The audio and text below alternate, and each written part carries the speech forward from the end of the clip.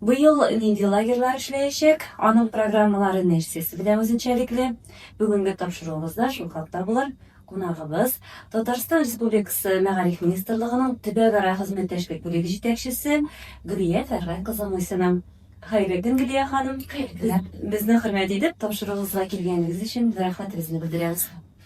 Җәйге ял сезнең өчен дә җаваплы чордыр инде, эштән туктап тормыйсыз.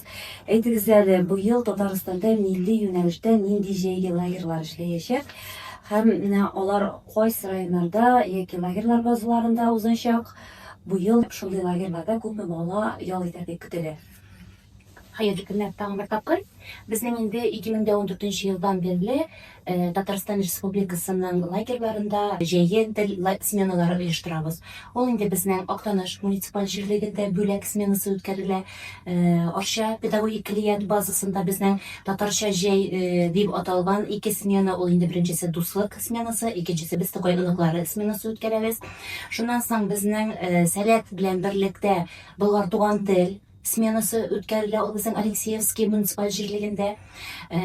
Мамадышта үткәрелә Нурлы Алан сменасы. Аннан соң Ярчаллыда безнең 2 смена үткәрелә. Аның беренчесе Чуаш Мари Мордва укучылар өчен дуслык лагере һәм икенчесе Гөлстан сменасы үткәрелә. Һәм инде Тартари дигән шундый бер сменабыз, аны Сешилзен муниципаль берәмлегендә үткәрелә. Әйтергә кирәк, әлеге сменалар безнең һәр елны популяр